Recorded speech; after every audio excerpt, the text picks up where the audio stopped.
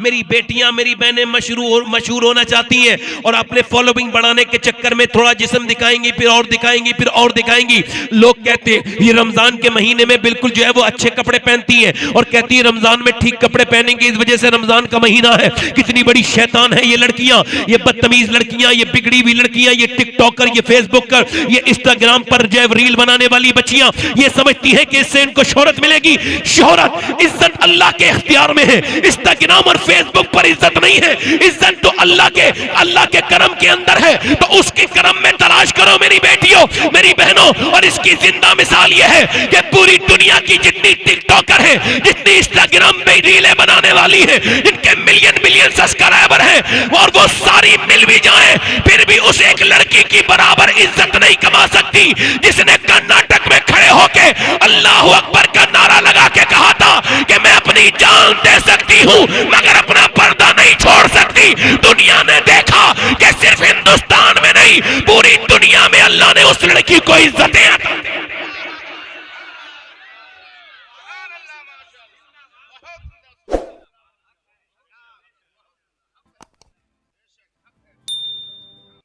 इज्जतें मोमिनों के लिए हैं, मोमिनीन के लिए हैं। इज्जतें इधर देखो मेरी बहनों, मेरी बेटियों, मैं आपसे अर्ज कर रहा हूं पहले की औरतें कितनी अच्छी थी, कितनी नेक औरतें थीं। अपने बच्चों को, अब तो माज़अल्लाह मेरी बात बुरा लगेगी आप लोगों को, अब तो हम सब जन्नती हैं ही, तो तकरीरों की क्या जरूरत है? हम तो सब खुद ही जान रहे हैं जन्नती हैं। देख लो आप पीर साहब जो चले हैं आजकल मॉडर्न, उन्होंने कहा मेरे मुरीद हो जाओ फिर जन्नती, मेरे मुरीद हो जाओ और जन्नती। जन्नत बांट रहे हैं, लॉकडाउन में राशन नहीं बांटा, उनको खबर है जो आसान है वही बांटो। पीरों ने और इन दोगले फकीरों ने, मतलब 2 नंबर के, इन्होंने इस्लाम के चेहरे को, सुन्नियत के चेहरे को, सुनो, परेशानी सजदा चाहती है, परेशानी सजदा चाहती है, मियां नहीं चाहती, ताबीज नहीं चाहती, परेशानी कुरान चाहती है, परेशानी सजदा चाहती है। आपको रेडीमेड दीन चाहिए, बिल्कुल रेडीमेड दीन मिल जाए। जैसे रेडीमेड दवा, जैसे आपने अपनी आयुर्वेदिक दवा छोड़ के, यूनानी दवा छोड़ के एलोपैथी पकड़ी, जल्दी आराम करती है, रेडीमेड चाहिए, रेडीमेड कपड़े, रेडीमेड, अब रेडीमेड ही दीन चाहिए। तो रेडीमेड कौन बेच रहा है? इस्लाम तो देगा नहीं, मगर मियाँ के पास रेडीमेड जन्नत भी है, बिल्कुल दे देगा, बिल्कुल बिल्कुल पक्का दे देगा। उसके पास है रेडीमेड, सबको चाहिए। खुदा की कसम अगर रेडीमेड जन्नत मिलती या रेडीमेड दीन भी होता तो मेरे नबी अपनी बेटी फातिमा को देते। फिर हुजूर की बेटी पूरी रात की नमाज पढ़ने के बाद सुबह नहीं कहती या अल्लाह कोई ऐसी रात तो बना दे। वो चक्की नहीं चलाती अपने हाथ से, वो कुएं से पानी नहीं निकालती। मेरी तरफ देखो मेरे भाइयों, कहां गई वो औरतें और कहां गए वो मर्द जो खुदा से डराते थे, अल्लाह से डराते थे। अब तो डर निकल गया, खौफ निकल गया, सिर्फ रह गया हमारे अंदर। देखो अस्पतालों में जाके, देखो कब्रिस्तानों में जाके कितने मर गए। हो सकता है मेरी जिंदगी की आखिरी तकरीर कर रहा हूं, इसके बाद फिर आप लोगों से मेरी मुलाकात ना हो सकता है, मान लीजिए, इसमें कोई गाली नहीं। आप चाहते हो ना आपने बच्चे नेक बने, कामयाब हो जाएं। एक आकर के हजरत अब्दुल्ला इब्न उमर कहते हैं, एक आकर के एक आदमी ने अर्ज की, या रसूल अल्लाह मुझे कामयाबी का राज बताएं। फरमाया कब्र को याद किया कर, मौत को याद किया कर, कामयाब हो जाएगा दुनिया में भी आखिरत में भी। अपने बच्चों के साथ बैठ के मौत का जिक्र किया करो, कब्रों का जिक्र किया करो, कब्र के बाद कब्रों में क्या होगा फिर जिक्र किया करो। मौत कितनी करीब है, अचानक हादसा हो गया, लड़के कार में बैठ के जा रहे हैं, फिल्म चला रहे हैं, नाच हो रहा है, गाना हो रहा है, जो जिस हाल में मरेगा उसी हाल में उठाया जाएगा। गाना क्या चल रहा है, अचानक एक्सीडेंट हुआ, और कहां पे? राजस्थान में। माँ से बेटे कह के गए थे बस अभी आते हैं, माँ इंतजार करती रह गई, बाप इंतजार करता रह गया, आए जनाजे घर में नहीं आए, घर पे मरने के बाद भी नहीं आए, पहले कहां गए? पोस्टमार्टम हाउस पे।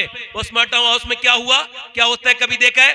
कैसे कैसे धन्ना सेठ, कैसे कैसे अपने आप को बड़ा आदमी समझने वाले तकब्बुर और गुरूर के मुजस्समे पड़े होते हैं। मरने के बाद कोई मार देता है, हादसे की मौत में पड़े होते हैं, मक्खियां भिनक रही हैं, उनके पास वक्त नहीं है कि हम जो है ना एक के बाद एक का करते हैं, इसके बाद इसका नंबर आ गया, इसका बाद एक नंबर आ गया। जो कल तक जिंदों की लाइन में लगते थे वो मुर्दा लाइन में आज पड़े हुए हैं। जिनको कल तक अपनी लाइन में लगना अपनी बेइज्जती महसूस होती थी, उनके नाक में मुंह में जो है वो मक्खियां भिनक रही हैं। पोस्टमार्टम हाउस में जाके देखो, मुर्दा घर में जाके देखो, तुम्हारे ईमान जिंदा हो जाएंगे। तुमको खबर होगी कि कैसे कैसे हालात वहां पर होते हैं। और उसके बाद जरा गौर करो, फिर उसके बाद अंदर जाते हैं तो पहले तो वो छेनियों से काटते थे, पहले वो कुल्हाड़ी से काटते थे, अब नहीं, अब तो वो स्मार्ट लोग हैं, अब तो अपडेट लोग हैं। अब तो वो उसमें डालते हैं, उसके अंदर उनके चेहरे के डालते हैं ग्लैंडर, जिससे लकड़ी काटी जाती है, ऊपर से डाल के नीचे तक पर कर करके काट के चले जाते हैं।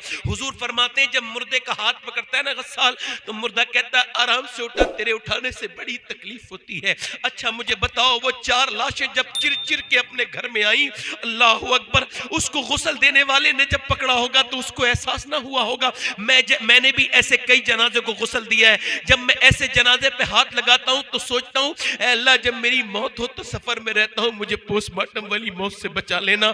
अल्लाह अकबर, वो पूरे जिस्म को फाड़ के फिर उसके अंदर चीर के लगाते हैं। उसके बाद जरा गौर तो करो, फिर अब जब बंदा मर के कब्र में पहुंचा तो वो गाना सुनते सुनते मरा था, अब गाना सुनते सुनते ही अगर उठा तो क्या होगा? बता मेरे दोस्त, बता मेरे भाई, ये जो तूने अपनी आंखें बर्बाद की मेरी बहन, ये जो तूने अपनी तन्हाइयां बर्बाद की मेरे भाई, ये जो गैर महरम से तू बात करती रही मेरी बेटी, अगर इसी हाल में गुनाह करते करते तू मर गई तो बोलो तेरा क्या होगा?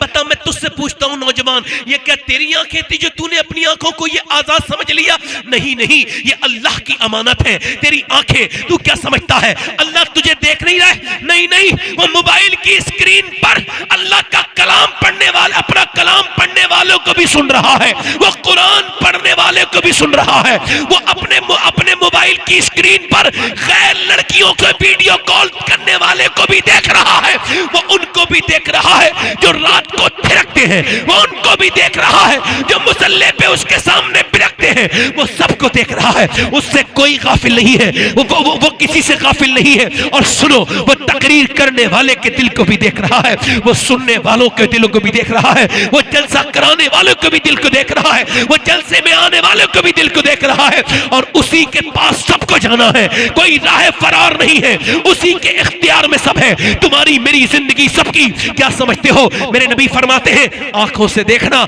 ये आंखों का जिना है, आंखों से देखना ये आंखों का जिना है, हाथों से किसी गैर औरत को छूना ये हाथ का जिना है। नबी फरमाते हैं जिसने गैर औरत को अपने हाथ से छुआ उसने ऐसा किया जैसे जहन्नम के अंगारे को हाथ लगा दिया हो।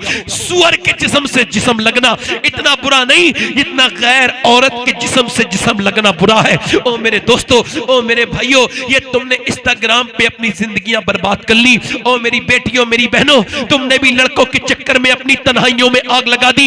इधर तरफ पलट के देखो, क्या तुम्हारा रब नहीं देख रहा है? क्या तुमको डरना नहीं चाहिए था? मेरी तरफ देखो, मैं आपसे पूछता हूं मेरे नबी के गुलामों, ये आंखें तुम्हारे खिलाफ अगर बोली तो क्या जवाब दोगे?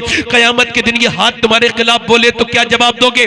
रातों को फिल्में देख करके सो जाने वालों, इसी हाल में अगर तुमको मौत आ गई तो अल्लाह के सामने किस मुंह से जाओगे? बताओ, किस मुंह से जाओगे? बताओ, क्यों नहीं रोते आप लोग? आपको पता है हम लोग नहीं रोते, हम लोगों को रोना नहीं आता। हालांकि जिसको रोना नहीं आता, मेरा इमाम कहता है यूं तो सब उन्हीं का है, पर दिल की अगर पूछो ये टूटे हुए दिल ही खास उनकी कमाई है। ये टूटा हुआ दिल उसमें रब है। अल्लाह की मोहब्बत अगर देखनी है तो टूटे हुए दिल को देखो। ऐ मेरे दोस्तों, ये बदायूं शरीफ बहुत बड़ी जगह गुजरी है इल्मी मकाम में, और औलिया के एतबार से बड़ी बुखारा कहलाता था हिंदुस्तान का, इतना बड़ा था। यहां से हिजरत करके एक खातून ने दिल्ली का सफर किया। दिल्ली जब वो पहुंची खातून, रात का वक्त है, उसने अपने 7 साल के बच्चे को लिटाया और रोज रात को नमाज में रोती थी। कहां गई वो माएं जो कुरान भी पढ़ती थी, नमाज भी पढ़ती थी? बच्चे उन्हें देख करके नमाजी बन जाते थे। कहां गई वो माएं? रात के वक्त में औरत रो रही है, रुक के कहती है मालिक मेरे करीम मुझे माफ कर दे। उसके रोने से, उसकी आवाज से, उसके उसकी आवाजों से उसका बच्चा उठ जाता है, जाके कहता है अम्मा क्यों रो रही है? तो बेटा से माँ ने कहा बेटे अभी मेरे हाथ पे एक छिपकली चढ़ गई थी, कहा फिर मैंने उसको हटा दिया, फिर मेरे बेटे मैंने याद किया कुछ दिनों के बाद ये दवाइयाँ, ये डॉक्टर आज तक किसी को बचा ना सके, ना हकीम बचा सके, न किसी की दौलत बचा सकी, न किसी की ऐश इशरत बचा सकी। वो एसियों में सोने वाले कब्रों के अंदर सो रहे हैं। वो जो कहते थे एसियों के बगैर नींद नहीं आती, क्या हाल गुजरा होगा उनका कब्रों के अंदर जाके। वो सोचो तो, अपने जिस्मों पर रहम करो।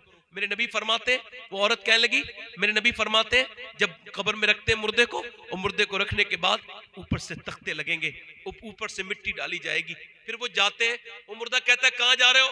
मुझे छोड़ के जाने वालों, मुझे छोड़ के जाने वालों, मेरे यारों, मेरे अजीजों, मेरे बेटों, कहां जा रहे हो? अल्लाह अकबर। आज बेटे ने अपने बाप के ऊपर मिट्टी डाल दी, अल्लाह अकबर। मैंने अपने बाप के ऊपर मिट्टी डाली है, कुछ दिनों के बाद मेरे बच्चे मेरे ऊपर मिट्टी डाल देंगे। क्या आपको ये बात समझ में नहीं आती कि ये दुनिया इसी तरह की है, जो आज है वो कल नहीं होंगे, कोई गुल बाकी रहेगा ना चमन रह जाएगा, बर रसूलुल्लाह का दीन हसन रह जाएगा। ये जो आपकी पोशाकें हैं, इस पर आप नाज ना करें, इस पर घमंड ना करें, इस पर गुरूर ना करें, अपनी चीजों पर घमंड ना करें। न जाने कितने मर गए और न जाने कितनों को मौत आ रही है और न जाने कितनों को मौत आएगी, न जाने मैं कब मरूंगा, न जाने आप कब मरेंगे। जरा गौर तो करें, जरा तवज्जो तो करें। वो औरत कहने लगी, और मेरे बेटे जब मैंने उसको उठा दिया, फिर मैंने सोचा कल कब्र में जाऊंगी, मेरी नाक में और मुंह में कीड़े चलेंगे, तो उसके बाद मुझे क्या होगा? मेरे बेटे बस यही सोच के मैं रोती हूं और कोई बात नहीं। अच्छा, इससे भी हैरत की बात यह है कि जॉन एलिया ने कहा था कितने दिलकश हो तुम और कितना दिल जो हूं मैं, क्या सितम है कि हम लोग मर जाएंगे। अब जरा गौर तो करो, आप भी मरोगे, मैं भी मरूंगा, सब मर जाएंगे। ये जो तकरीर कर रहा है, एक दिन इसको भी मौत आ जाएगी। जो मिंबर पे बैठे हैं, एक दिन ये भी दुनिया से चले जाएंगे और रब के हुजूर हाजिर होंगे। आप जो बैठे हो, आपको भी रब के हुजूर हाजिर होना है। इससे किसके लिए फरार है? वो औरत कह लगी, मेरे लाडले, मुझे इसी मौत का डर है और फिर कब्र में उन कीड़ों की वजह से रोती हूं। बेटा बोला, अम्मा आप तो बड़ी है, मैं तो बहुत छोटा हूं, मैं मर गया तो क्या होगा? तो मां ने कहा, बेटे सजदा कर, अल्लाह तुझे अजाब से कब्र के बचाएगा। बेटा सजदे में गया, बेटा जब जाके सजदे में रोया ना, तो फिर मां के दिल भी भराया। बोली, मालिक यहां तक मेरा लाडला आ गया, ये मेरा यतीम बच्चा है, मैं इसकी बेवा मां हूं। ऐ बेपना ताकतों वाले, ऐ करम करने वाले, अपने करम से मेरे बेटे का दिल बदल दे। ओ बेपना ताकतों वाले, सारी अजमतें ताकतें तेरे पास है, दिलों को बदलने वाले बदल दे। मां ऐसे दिल से रोई, फपक फपक के और फूट फूट के मां रोई कि अल्लाह का फजल हुआ, बेटे का दिल अल्लाह ने बदल दिया। तहज्जुद की नमाज का आदी हो गया, रातों को नमाज में पढ़ता था। बेटा जवान हुआ, मां का विसाल हुआ, बेटे का रंग भी दिल्ली पे चढ़ा, बेटा भी दुनिया से पर्दा कर गया। 750 साल का अरसा गुजरा। दिल्ली की गलियों में जाकर के चेक करो, दिल्ली की शाहराहों में जाकर के चेक करो, बादशाहों की बीवियों की कब्रों के निशान मिट गए, मुगलों की शहजादियों की कब्रें ढूंढोगे फिर भी नहीं मिलेंगी। मगर जो रात को रोती थी, उसका मजार 3 बीघा जमीन में बना हुआ है, उसका नाम सैयदा जुलेखा है, अलमारूम माई साहिबा है। बुध के दिन उसके मजार पे मेला लगता है और अरबों की संपत्ति में अकेली लेटी हुई है। करीब में उसके बेटे का भी मजार है। बादशाहों की कब्रें ढूंढोगे फिर भी नहीं मिलेंगी, मगर उसके बेटे के मजार पे रोज मेला लगता है। उसके बेटे का नाम निजामुद्दीन महबूब इलाही है। जब मां सजदा करती है दिल्ली में, तो दिल्ली को अल्लाह शरीफ बना देता है। जब सजदा करती है मां की चोचा वाले की, उसका बेटा की चोचा को शरीफ बनाता है। जब सजदा करती है मां अजमेर वाले की, उसका बेटा अजमेर को शरीफ बनाता है। जब सजदा करती है मां बरेली वाले की, तो उसका बेटा बरेली को शरीफ बनाता है। जब सजदा करती है मां बगदाद वाले की, तो उसका बेटा बगदाद को शरीफ बनाता है। और जब सजदा करती है मदीने में सैयदा कायनात फातिमा ज़हरा, तो उनका बेटा करबला को मोहल्ला बनाता है, शरीफ बनाता है।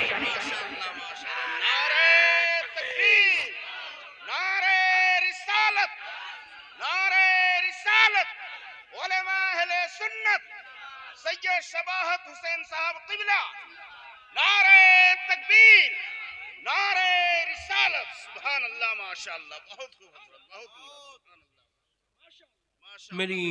मेरी तलाश आज भी उन अपनी बहनों के कदमों तक पहुंचती है। कहां गई वो बेटियां जिनको अपने बच्चों के मुस्तकबिल की फिक्र थी?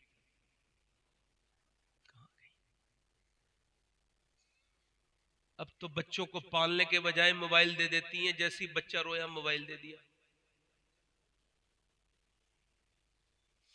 5 घंटे से ज्यादा जो मोबाइल देखता है उसकी इतला के लिए बता रहा हूं, वो बीमार है।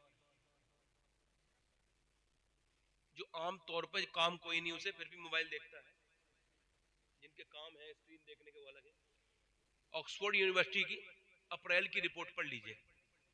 उन्होंने कहा 5 घंटे से ज्यादा जो स्क्रीन टाइम जिसका है वो या तो पागल है या होने वाला है।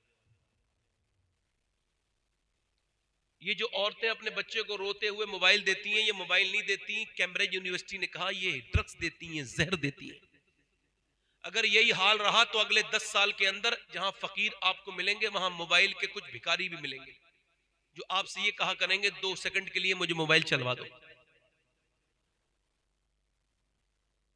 देखते नहीं आप लोग लेटरीन तक में नहीं छोड़ते मोबाइल। ये किसका असर है? ये जो खड़े होकर पेशाब करते हैं बच्चे, पूछ लेना इनकी माओ से। ये जो फिल्में देखते हैं इनकी माओ से कसम दे के पूछ लेना, मैं आपको गारंटी के साथ बता रहा हूं, इनसे पूछ लेना कि जब ये बच्चे पेट में थे तो इनकी माओ ने फिल्में देखी थी कि नहीं देखी थी। पूछ लेना, तो टीवीओ में देखी थी कि नहीं देखी। डॉक्टर ये बात कहता है प्रेग्नेंट औरत से, ये जो रिसर्च हुआ ना, बच्चे मां के पेट से जो पागल होते हैं, तो उन्होंने कहा 70% बच्चे जो मां के पेट से पागल होते हैं ये उस हादसे के शिकार होते हैं जब ये पेट में थे तो मां को मारा किसने? बाप ने, और पेट में था बच्चा। अब जाहिल ने अपने बेटे के दिमाग पे बुरा असर डाला, उसका बेटा दिमागी मरीज बन गया, वो जो है वो फारिग हो गया, दिमाग वो मेंटल हो गया, वो पागल हो गया, साइको हो गया। क्यों? बेटे को और आदमी समझता बीबी को मार रहा है। मतलब क्या है? मतलब डॉक्टर हिदायत करता है ये ना करना, स्ट्रेस ना करना, ये ना करना, ये करोगी तो बच्चे पे ये असर पड़ेगा, तुम ऐसा करना, अच्छी चीजें खाना। मुझे कहता है कि ज्यादा आप जो अमरूद खाओगी विटामिन सी बढ़ेंगे, अगर ज्यादा आप खाओगी संतरा विटामिन डी बढ़ेंगे, बच्चा कम हेल्दी पैदा होगा। अगर खाओगी अमरूद, अखरोट खाओगी बच्चा आपका हेल्दी पैदा होगा। अगर आप सेब खाओगी उसके अंदर आयरन होता है, बच्चा जो है वो ताकतवर पैदा होगा। मुझे बस दिल पे हाथ रख के बताओ, सब लोग बताओ, और तुम सबके अल्लाह ने या तो बच्चे दिए हैं या बाप बनोगे, इस पे अमल करवाओगे कि नहीं करवाओगे? सुनो कि जब अल्लाह का बनाया हुआ सेब, संतरा, अनार, अमरूद, अखरोट अगर मां खाए तो बच्चे पे असर हो जाए, तो क्या अल्लाह का कुरान मां पढ़ेगी तो बच्चे पे असर नहीं होगा?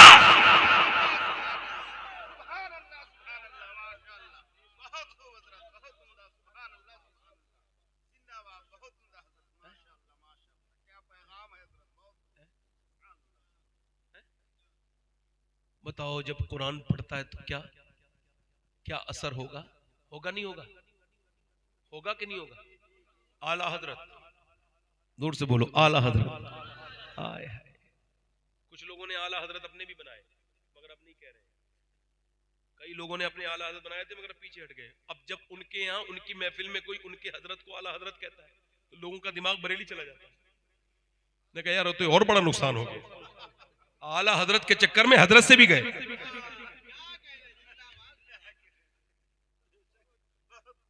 आला हजरत को हटाने के चक्कर में हजरत से भी गए। तवज्जो है कि नहीं? आला हजरत फरमाते हैं, आला हजरत फरमाते हैं अगर कोई औरत ये चाहती हो, हर औरत चाहेगी कि उसका बच्चा आशिक रसूल बने, तो फरमाते हैं जब वो दूध पिलाए ना तो दौराने वो दूध के पिलाने के दौरान नबी पर दुरूद भी पढ़ दे, अल्लाह उसके बच्चे को आशिक रसूल बना देगा। मदीने की एक औरत याद आती है, दुआ कर रही है अल्लाह मेरे नबी जंग जीत जाए। क्या दुआ कर रही है? अच्छा ये क्यों मैं बयान? उसका बाप जंग में है मगर वो ये नहीं कह रही मेरा बाप, जहां तलवारें चल रही हो, नेज़े चल रहे हो, लाशें गिर रही हो, तो बेटी को तो ये दुआ करनी चाहिए, फितरत तो यही है कि अल्लाह मेरा बाप खैरियत से। मगर ईमान ये है कह रही अल्लाह मेरे नबी जंग। किसी ने आकर के कहा नबी तो जंग जीत गए मगर तेरा बाप शहीद हो गया। बाप की मौत की खबर कोई आम नहीं होती।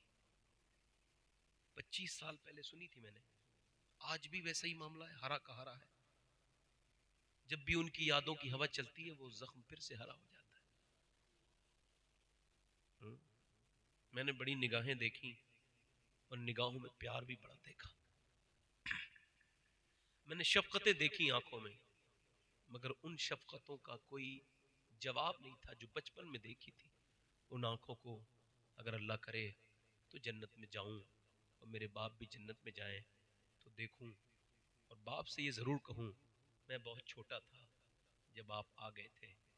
उसके बाद आपको नहीं लगता इस बात को कि बाप के मरने के बाद इस हिंदुस्तान में बाप की कब्र पे रोने का रिवाज है, और जीते जी उससे तेज आवाज से बोलने का रिवाज है, उसके दिल को तोड़ने का रिवाज है। बाप मेरे भाइयों उस दिन नहीं मरता जिस दिन उसकी मौत आती है, वो उस दिन मरता है जिस दिन उसका बेटा उससे तेज आवाज से बोलता है, उसकी बेइज्जती करता है, उससे बात।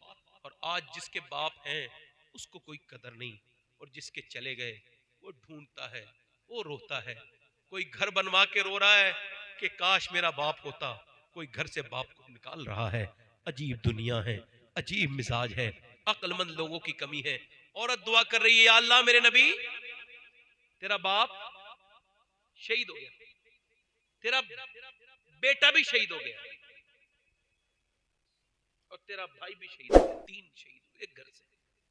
औरत ने दुपट्टा, और आंखों में आंसू को तो कोई रोक सकता नहीं, आंसुओं पर कोई जो है ना, उस पर कोई भी इसके लिए कोई इस्लाम ने कोई ऐसी बात नहीं की, बल्कि हुजूर ने फरमाया कि दिल का दर्द अल्लाह की जानिब से है, जबान का दर्द शैतान की तरफ से, यानी जोर से रो के इधर उधर। अब औरतों को यही नहीं खबर कि मेरे ऊपर पर्दा तो फर्ज था, मगर वो रो रही हैं, बाप के जनाजा पड़ा है, उधर वो जाहिल आ रहे हैं, मैयत को देखने के चक्कर में औरतों को भी बेपर्दा देख रहे हैं। उन जाहिलों को जितना सवाब मिलना है उससे कम उनको ये गुनाह हो रहा है कि वो जवाब ही नहीं दे रहे। किसी घर में ऐसी ऊंट की तरह घुसे जा रहे हैं, उनको खबर ही नहीं अंदर औरतें, और ना उनको कोई फिक्र है कि कोई मरा है तो शरीयत थोड़ी खत्म हो गई, पर्दा तो इन औरतों पे लागू था, मगर वो रो रही है। अच्छा वो रोती है, और सुनो बेहतरी बात तो ये थी, आंसुओं का फायदा उठाना सीखो। आंसुओं से ज्यादा फायदा किसी चीज में होता नहीं है, सबसे बेहतरीन सौदा आंसुओं का है। अगर ठीक जगह इसको, आंसू कोई आपसे 2 रुपए की भी नहीं खरीदेगा, मैं आपको बता रहा हूं, टीन का एक पीपा भी नहीं मिलेगा आपको आंसुओं में, मगर अल्लाह फरमाता है मैं जन्नत बेचता हूं इसके बदले में। जरा जोर से तो बोलो, इतने महंगे बिकते हैं ये आंसू। अब आंसुओं को इधर उधर गिराने का मतलब नहीं है। और अब बाप का जनाजा पड़ा था, मगर बेटी कमरे में जाके मुसल्ला बिछा के कहती, ओ मेरे रब मेरा बाप मर गया, बख्श देना, मैं रो रही हूं मेरे करीम। मेरा ईमान कहता है बाप कब्र में बाद में जाता, अल्लाह उसकी कब्र को जन्नत का बाग पहले बना देता, क्योंकि बेटी की दुआएं अल्लाह कबूल करता है। ये जरा तवज्जो तो करें। उसने अपना दुपट्टा संभाला, वो सियाबिया, बस ये ज्यादा लंबी मैंने गुफ्तगू नहीं करनी है। आपका दिल लग रहा है, नहीं लग रहा है? और मैं इंशाल्लाह 1 ही घंटा बोलूंगा हाजी साहब, है ना? और बस बाद में मैं सबसे बाद में बोलता हूं तो ज्यादा अच्छा रहता है, मेरे बात कोई नहीं है मुझे ज्यादा, मगर हाजी साहब है मेरे बात माशाल्लाह।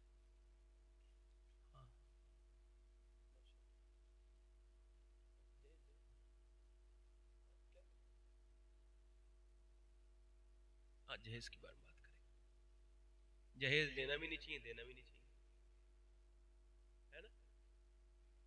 अच्छा, जहेज वाले होते हैं बेवकूफ। अरे छोड़िए, मैं बता रहा हूँ आपको, जहेज वालों, जिसने बेवकूफ को ना देखा हो, जहेज लेने और देने वाले को देखो वो इतना पहले देता है, कहता है फिर मैंने अपनी लड़की के में इतना दिया था, अब मुझे इतना ही दो। अभी तो क्या फायदा हुआ? कोई फायदा? कोई अकल की बात है? कोई इसमें कोई सेंस है इसमें? जो मुझे अपनी जरूरत के अपने बेटे के लिए चाहिए मैं खरीद के ले आऊंगा, और जहेज नहीं लूंगा, बात खत्म। इतना सा मामला है। मगर जब तक बेवकूफ जिंदा है तब तक ये धंधे चलते रहेंगे। भाई वो क्या कर रहा है, आपने कभी ब्रांडेड भिखारी देखे हो तो लड़के वालों को देखो, ये अच्छे वाले हाजी जी, जब कोई हाजी जी होके जहेज का मुतालबा करता है तो मुझे इसके हज पे शक होने लगता है, इसका कबूल नहीं हुआ है ना? हाँ? इसने कंकरी अपने माननी चाहिए थी, गलत जगह मार के आया है। हाँ? मैंने एक हाजी जी के लड़के का रिश्ता कराना चाहा था, तो तजुर्बा बता रहा हूँ, तो उन्होंने कहा मुझे कुछ नहीं चाहिए। बाद में उन्होंने जब रिश्ता तय हो गया तो बोले जरा ये भी मियाँ और ये भी। अरे मैंने कहा तुम तो हाजी जी कम हो, भिखारी ज्यादा हो। मैं कहा तुम्हारा रिश्ता भाई मैं नहीं करा पाऊंगा, और मैं बड़ी मादरत चाहता हूँ आपसे, आप तो मालदार होकर भी बड़ी गरीब हो। वो आदमी बड़ा गरीब है जो गरीब के घर से, और आज के जमाने में नौजवान लड़का, आज के जमाने में मुजाहिद है, वो उसके हाथ चूम लूंगा मैं, सैयद हो। कौन लड़का जो अपने बाप से कहे बाप मैं भिखारियों की तरह शादी नहीं करूंगा। तुम सिर्फ लड़की वाले से लड़की की बात करो, हम जाएंगे और जितना भी खर्चा करना है अपने घर आके वलीमे में करेंगे और दुनिया को ये ऐलान करेंगे, अपने घर के बाहर ये लिखेंगे, कौन देता है, देने को मुंह चाहिए, देने वाला है सच्चा हमारा।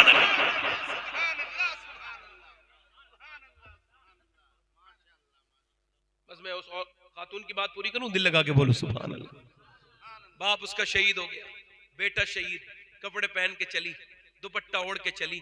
अब औरतें कयास कर रही हैं, बाप के जनाजे को देखेगी, बेटे के देखेगी, भाई के जनाजे को, किसको देखेगी?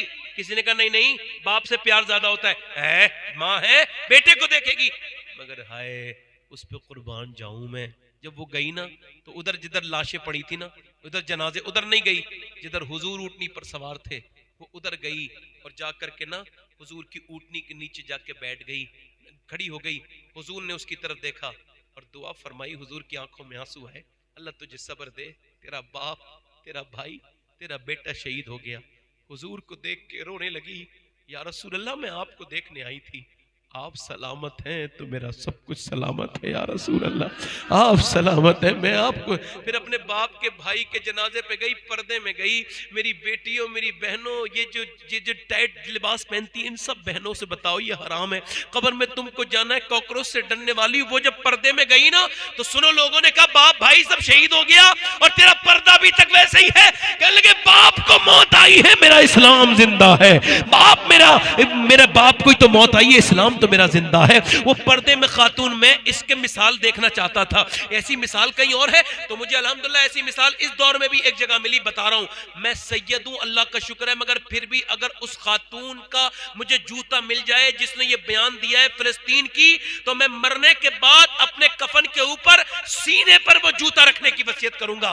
जिसने ये बयान दिया है, उसने बयान दिया है कि हम जब रात को सोते हैं तो हम अब बुर्का ओढ़ के सोते हैं। 15,000 बच्चे ऐसे शहीद हुए जिनकी उम्र 10 साल से कम है, एक एक बच्चे के, एक एक ब्रेड पर 2-2 बच्चे, 3-3 बच्चे। क्या हाल हो गया, घर उजड़ गए, मलबे बन गए, पूरे शहर के शहर बिल्कुल बर्बाद कर दिए गए। मगर फिर भी उनके ईमानों की ये सदाएं दुनिया की खैरतों को ललकार रही हैं। उन और लड़कियों ने कहा हम जब रात को सोते हैं तो बुर्का ओढ़ के सोते हैं, रात को तो कोई बुर्का ओढ़ के नहीं सोता। पूछने वाले ने पूछा तो कहा इस वजह से सोते हैं कि जब रात को बम गिरते हैं तो सुबह को मलबे में से निकलती हैं लाशें।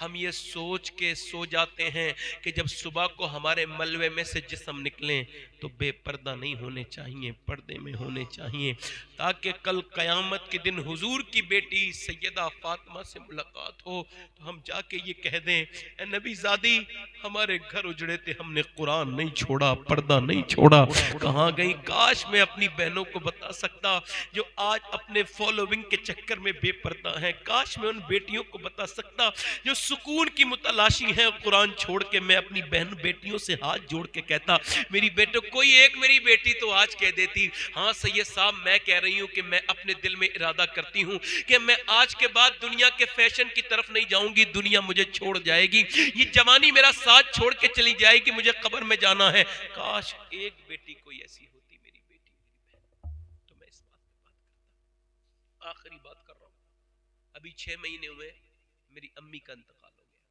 मैंने उनको कब्र में रखा है अपने हाथ से। जिसने मुझे 9 महीने पेट में रखा मैंने उसके कब्र में रख दिया। मगर एक बात कह रहा हूं, अगर माँ बाप घर में है ना, तो कितना ही टूटा फूटा झोपड़ी वाला घर हो, खूबसूरत लगता है, देखने में भला लगता है, मगर कितना ही आलीशान महल बनाओ, माँ बाप ना हो, खाली खाली लगता है।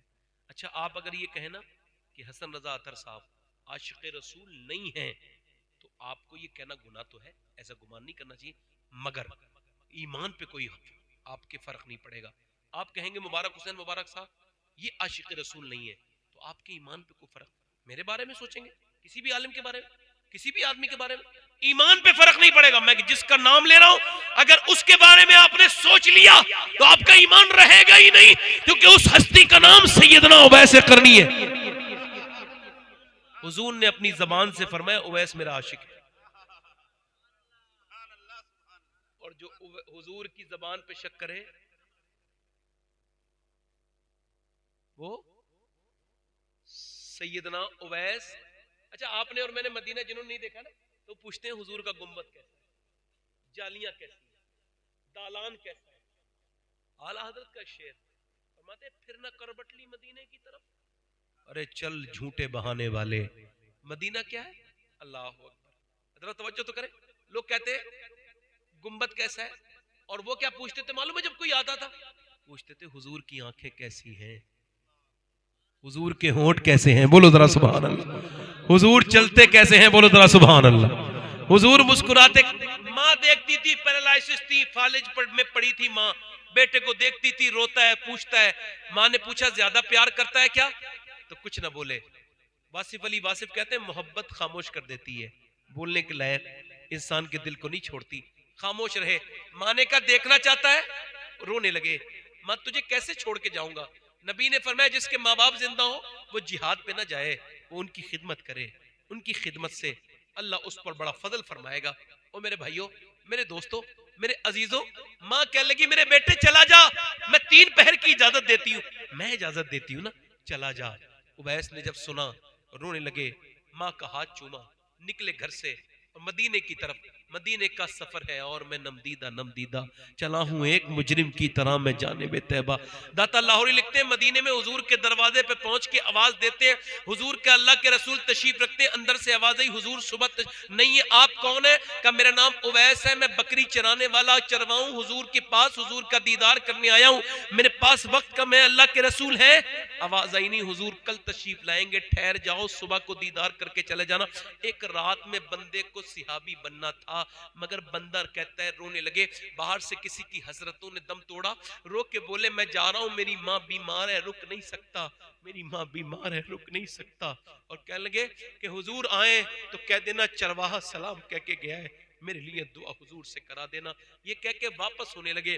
ताजु शरिया को जब वापस कर दिया था ना मक्के से, तो उन्होंने शेर कहा था, दागे फुरकते तैबा कल्बे मुझ में हिल जाता, काश गुंबदे खजरा देखने को मिल जाता, फुरकते मदीना ने वो दिए मुझे सदमे, कोह पे अगर पड़ते कोह भी तो हिल जाता, फिर के गली गली तबाह ठोकरे सबकी खाए क्यों, दिल को जो अक्ल दे खुदा तेरी गली से जाए क्यों, उठकर तो आ गए हैं तेरी बज़्म से मगर कुछ दिल ही जानता है किस दिल से आए हैं। उवैस आ तो गए हैं मदीने से मगर कैसे आए होंगे, हुजूर आए बेखबर हो गुलामों से वो आका क्या है। फरमाया आयशा मेरे घर के बाहर बड़ा नूर है, बड़ी खुशबू है, कौन आया था, अर्ज़ की हुजूर कोई उवैस नाम का आदमी आया था, उसके वो बकरी का चरवाहा बताता था और उसके कपड़े फटे हुए थे, आपके से मिलने आया था, माँ का कोई फर्मा बरदार था, ये कह के गया हुजूर को सलाम कह देना। मेरे नबी ने फरमाया मेरा मिंबर लगाओ, मिंबर लगाया, मुस्लिम शरीफ की हदीस है, फरमाया मेरे सहाबा मेरा एक आशिक है, सबके दिल धड़कने लगे, फरमाया उसने मुझे कभी देखा नहीं, उसका नाम उवैस करनी है और उसकी दुआएं इतनी मकबूल है कि अली तुम दुआ करवाना उससे, उमर तुम दुआ करवाना, और कयामत के दिन अल्लाह फरमाएगा जब वो जन्नत में जाएगा ठहर जा उवैस, उवैस ठहरेगा, अल्लाह फरमाएगा ठहर जा उवैस, उवैस ठहर जाएगा। कहा अब उधर जहन्नमी खड़े हैं मेरे महबूब के उम्मती, तू इशारा कर तेरे इशारे से जन्नती बनेंगे। मेरे नबी फरमाते वो इशारा करेगा मेरे उम्मती उसके इशारे से जन्नती बनेंगे। अल्लाह फरमाएगा ये बदला देता हूं मैं माँ बाप की खिदमत करने वालों का। दुआएं लेनी है तो माँ बाप से लो, इनके हाथ चूमा करो, ये चले जाएं तो फिर नहीं मिलते, माँ की खिदमत किया करो, माँ बरकत वाली चीज है। और किसी पीर की दुआ कितनी कबूल होती है इसकी कोई गारंटी नहीं है, किसी के पास किसी मौलाना की कितनी दुआ कबूल होती है कोई गारंटी नहीं, मगर हुजूर फरमाते हैं जो माँ बाप की दुआएं होती हैं वो ऐसे कबूल होती हैं जैसे नबियों की दुआएं अपने उम्मतियों के हक में कबूल होती हैं। बस मेरे दोस्तों बात हो गई मेरी खत्म, और मुझको लग रहा है कि वक्त भी माशाल्लाह काफी हो गया, मुझे 4 मिनट हो गए रह गए 1 घंटा होने में। आखिरी बात आपसे कह रहा हूँ मेरे भाइयों, मेरे दोस्तों, मेरे अजीजों, तौबा कर लो उसके सामने, माँ बाप का दिल दुखाया हो उनसे माफी मांग लो जीते जी, और अगर तुमने गुनाह किए मेरी बहनों ने भाइयों ने और हम सब ने तो तौबा। एक औरत आई मूसा अलैहिस्सलाम के जमाने में एक आदमी के पास, कह लगी मुझे कुछ खाने को दे दे मेरे बच्चे भूखे। उसने कहा तुझ पे बहुत दिनों से नजर है, मुझे हर रात एक नई लड़की चाहिए होती है, तू अगर चाहे तो तू मुझे रात मेरी रंगीन कर देना, मैं तुझे पैसे। उसने कहा मैं अपने जिस्म बेचने नहीं आई। वो चली गई, और जब अपने घर गई ना तो बच्चे रोने लगे, माँ से चिपट के बोले अम्मा लाई, एक बच्चा गिर गया भूख की वजह से। फिर वापस गई, जाके बोली कुछ दे दे, मेरे बच्चे मुझे मजबूर करते हैं, मैं रात को आ जाऊंगी। देख के आ गई, और जब आ गई रात के वक्त में उसके कमरे में गई, दरवाजा बंद है, अकेली, कोई नहीं है, ये है और वो है। ये रोने लगी, कब पैसे नहीं मिले, मेरी रात खराब करती है। कब पैसे सब कुछ नहीं होते हैं, कब फिर ईमान भी कुछ होता है। क्या मतलब, जब मैं सजदा करती हूँ ना तब भी अल्लाह देखता है, और जब मैं ये जिना करने आई हूँ तब भी मेरा अल्लाह मुझे देख रहा है। मगर उस करीम से ये यस कर रही हूँ, ए बेपना ताकतों वाले, ए माफ करने वाले, तेरे इल्म में है मैंने कभी कोई गुनाह नहीं किया। आज अपने बच्चों की मजबूरी में मैं मजबूर ममता से आई हूँ, मुझे माफ कर देना। ये कह के जब वो रोई, अल्लाह कैसा कदरदान है, उसने एकदम उसका दिल बदल दिया। जो जिना करने की नियत रखे हुए था, क्या हालात होते हैं, उसका दिल बदला। और जब उसका दिल बदला, जैसे ही बदला, बोला जब मैं तुझे अपनी बहन बनाता हूँ, तूने मेरी आंखें खोल दी, वो तो चली गई। ये रोया, रो के सो गया, अल्लाह से माफी मांग के, मुझे माफ कर दे मालिक, एक दिन आई थी, हाथ तक नहीं लगाया, मैं तो कितनी इज्जतों को लुटेरा हूं, मुझे माफ कर देना। रो के सो गया। सुबह को दरवाजे पे दस्तक हुई, इसने कहा, दरवाजा खोला, सामने मूसा अलैहि सलाम खड़े थे। कहने लगे अल्लाह ने तुझे सलाम भेजा है। कहने लगे मूसा गलत रास्ते पे आ गए, कोई गलत एड्रेस पे आ गए, इस इलाके का सबसे गुनहगार इंसान हूं, दिन रात गुनाह करता हूं, इज्जतों का लुटेरा हूं, मुझे अल्लाह सलाम नहीं कहेगा। मूसा ने कहा तू क्या रोया था? उसने पूरी बात सुना के कहा हाँ मैं रोया था, और मेरे आंख के आंसू मेरे गाल तक आए थे ढलक के। मूसा ने कहा अल्लाह फरमाता है मेरे बंदे से कहना मैंने उसके आंसू कबूल कर लिए और उसके सारे गुनाह माफ कर दिए। वो कहने लगा एक बार के रोने में कहा, तो मूसा के हाथ पे हाथ रख के बोला मैं तौबा करता हूं, अब कोई गुनाह नहीं करूंगा। अपने रब का बड़ा वली बना अपने वक्त का। मेरे कहने का मतलब ये, रोया करो मौत से पहले, कब्र की तन्हाई से पहले। अल्लाह ने कई बार आपको तन्हा किया है, इस इशारे को समझो। रोया करो अल्लाह के सामने। मेरे भाइयों बताओ उस नबी से कौन मोहब्बत करता है जो पेट पे हाथ रख, पेट पे अपने 2 पत्थर बंधे होते थे और दुआ करते थे अल्लाह मेरी उम्मत कभी भूखी ना मरे, मेरी उम्मत कभी भूखी ना मरे। जो कब्र में गए तो तुम्हें याद करते हुए गए, आज भी गुम्बद खदरा में याद कर रहे हैं। कल कयामत के दिन हुजूर कितना रोएंगे। मेरा इमाम कहता है पेश हक मुजदा शफात का सुनाते जाएंगे, आप रोते जाएंगे, हमको हंसाते जाएंगे। उसी आमना के लाल के ऊपर कौन कौन अपनी जान दे देगा? दोनों हाथ उठा के बताओ, नीचे हाथ कर लो। जो जान दे सकता है कुछ भी कर सकता है। एक दूसरे की तरफ ना देखना, मुस्कुराना नहीं। कितने लोग ऐसे हैं जो आज से नबी के नाम पे जान भी दे देंगे और आज से पूरी दाढ़ी भी रखा लेंगे। इसमें